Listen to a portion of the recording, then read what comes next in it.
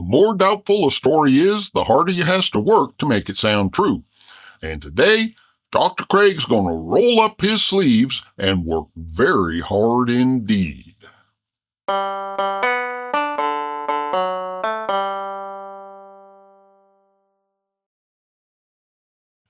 Hey there, folks. Bertram the Barely Bearable Atheist here, continuing our series on the book On Guard by Dr. William Lane Craig.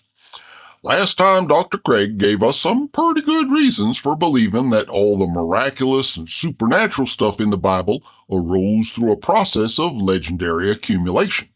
He didn't come right out and say that, but he did do a pretty good job of demonstrating how that process is still continuing even today. And of course, he weren't trying to do that. He was just trying to claim that the first century church believed Jesus was God incarnate, using an offhand phrase with an ambiguous meaning and forcing his own personal interpretation on it in order to arrive at the narrative he wanted. And that's how legends grow, from flimsy details into full-blown mythologies.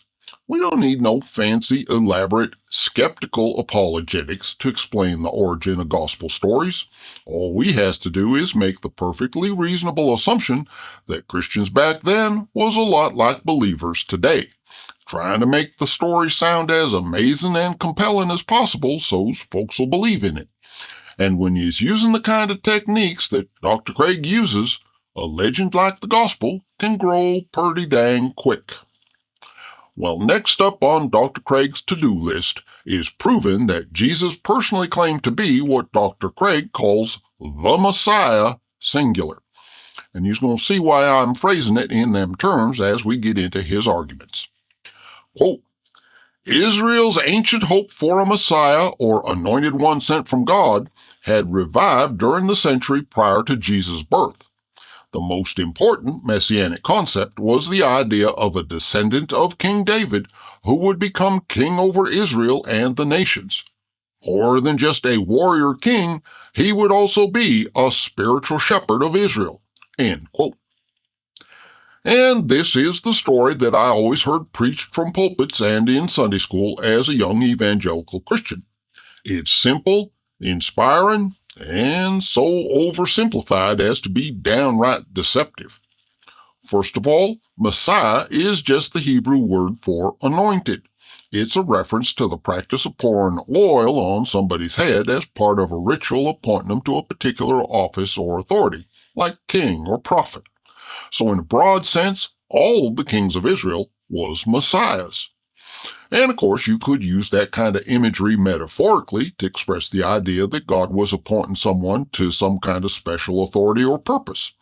And prophecy is all about metaphors. So yes, there's references in prophecy to one or more messiahs. But what Dr. Craig don't mention here is the fact that a lot of folks in the first century expected there to be two messiahs, one warrior king plus one spiritual shepherd. Just like King David had his prophet Samuel and King Ahaz had his prophet Isaiah, king and prophet, side by side. But that don't fit the narrative Dr. Craig wants to tell. So he says the Jews was expecting a single Messiah who would be both a warrior king and a spiritual shepherd in one person. And that might seem like a minor point, but it's a significant part of the setup here. He's trying to make it sound like the Messiah, singular, was some kind of prophesied, long-awaited hero that folks have been looking for a long, long time. That way, it's a whole lot more dramatic for Jesus to claim to be the Messiah. The fact that first century Jews didn't all agree that they was even going to be a literal physical Messiah or two just muddies that story up and takes away the drama. A spiritual or metaphorical Messiah just don't have the same punch. So Dr. Craig leaves all that stuff out, just like the early Christians did. The best legends tells a streamlined story with a sense of overpowering destiny without all the complicated and confusing historical details. So apologists likes to take away the history and replace it with a heroic archetype tailor-made for Jesus to come along and fulfill. And now that Dr. Craig has framed the discussion in them terms, He wants to make a big deal out of the fact that early Christians claim that Jesus was, quote unquote, the Messiah. Oh, the question is, where did they come up with this idea? If Jesus himself never claimed to be the Messiah, what would prompt his followers to call him that? End quote. That's a fair question, and it goes back to all the stuff that Dr. Craig left out when talking about what Messiah means. By reducing the term Messiah to just a single, well-defined, prophesied hero, he creates a false dichotomy. Either Jesus was claiming to be that specific prophesied hero, or else he weren't any kind of Messiah at all. And if he weren't, then it'd be surprising for his disciples to say that he was. But the reality is that Jesus wouldn't have to claim to be any particular Messiah in order to claim he was a Messiah. Messiah just meant anointed by God for some special purpose.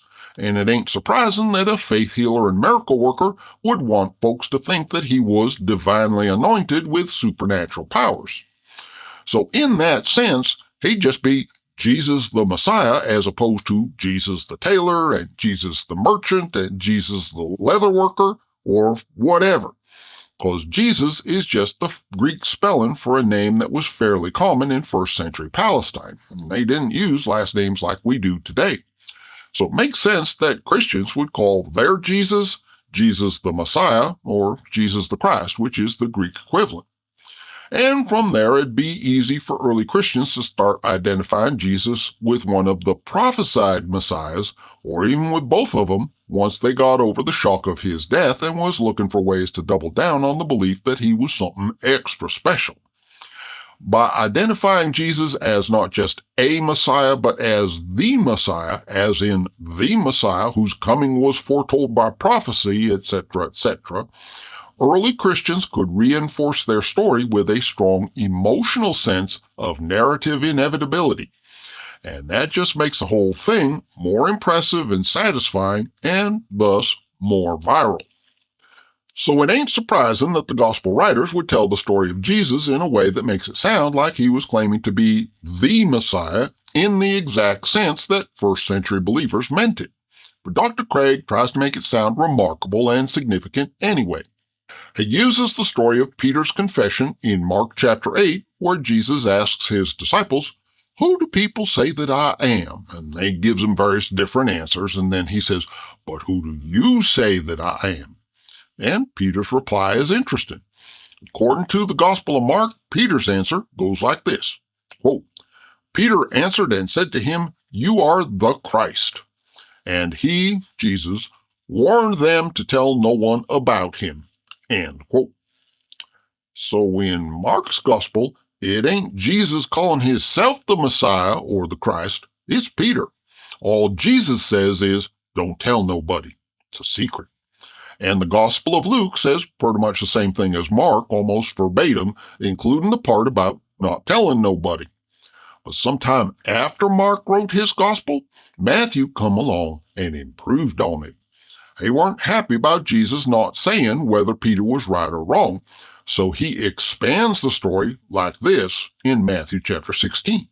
Quote, "Simon Peter answered, 'You are the Christ, the Son of the living God.' And Jesus said to him, 'Blessed are you, Simon Bar-Jonah, because flesh and blood did not reveal this to you, but my Father who is in heaven.'" End quote. So you can see how the story is growing with the retelling. In Matthew's version, Peter don't just call Jesus the Messiah, he calls him the Son of the living God. And contrary to Mark and Luke, in Matthew, Jesus don't tell his disciples to keep it a secret, but he does tell Peter that it was God himself who was revealing this to Peter. So the story is clearly evolving in the direction of the famous legend that Dr. Craig is repeating. And if it evolved that much just between Mark and Matthew, imagine how much more it could have evolved over the decades when it was just being passed along by word of mouth by motivated believers. Dr. Craig's next example is the story of John the Baptist, where he sends a message from prison asking if Jesus is the one who is to come. And that's supposed to be embarrassing because John is doubting Jesus. And maybe it would have been embarrassing if the story had ended with Jesus saying, "No, I ain't." But what's interesting is that the story don't end with Jesus saying no or yes. He tells the messengers to go back to John and tell him all the signs they seen. And it's a funny thing about human nature, but a lot of the time, ambiguity can be more convincing than a straightforward answer. If you says, "I am the Messiah," and then folks notice things that don't quite fit your claims, they can start to have doubts. But if you's careful not to say, "I am the Messiah," and you just drop hints and make open-ended suggestions that could be interpreted in different ways, that creates suspense and anticipation. Folks is going to start looking for evidence that you really are the Messiah. They's going to convince themselves, reinforced by confirmation bias, and the suspense and ambiguity is going to make them all the more anxious to prove that you really is what they think you is. And this story kind of suggests that maybe Jesus was taking advantage of that, as does Dr. Craig's next example, which is the story of Jesus riding into Jerusalem on a donkey. As in all of Dr. Craig's examples, Jesus never actually claims to be the Messiah. He just drops hints, he makes suggestive allusions, but he never comes right out and says it. And look at how Dr. Craig responds.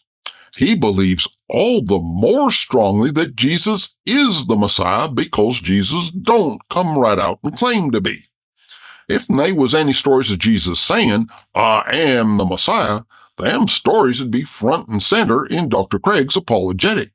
But them stories don't exist. And somehow, through the wonders of human psychology, their absence makes Dr. Craig even more anxious to prove that Jesus did claim to be the Messiah. And if in first century Christians was like modern day believers, well, that explains a lot about what we see in the Gospels. So, anyways, even though he was applying some criteria that he himself refers to as so-called criteria, and even though he was applying them to stories written by folks who desperately wanted to believe that Jesus declared himself to be the Messiah, he couldn't find no place nowheres that Jesus come right out and said, "I am the Messiah." And that leads him to this conclusion. Quote, "The overlapping of so many factors, each ratified by criteria such as independent sources, historical fit, dissimilarity, and so on, makes for a powerful cumulative case that Jesus did indeed see himself as the Jewish Messiah." End quote. Well, I hate to be a bearer of bad news, but the plural of bad argument ain't cumulative case. No matter how many unreliable criteria you applies to the testimony of unreliable witnesses, all you's ever going to get is unreliable conclusions. And I think even Dr. Craig has a nagging feeling of doubt, despite his triumphal tone, because his next section is an attempt to pile on the assertions to try and make his case sound stronger. And he's so desperate, he starts quoting from apocryphal books, despite everything he said earlier about books outside of the official canon. Quote, "In the extra-biblical Psalms of Solomon, he is called the Lord Messiah, who will strike the earth with the word of his mouth forever. And he himself will be free from sin, and he will not weaken in his days." 17:32 through 37, end quote.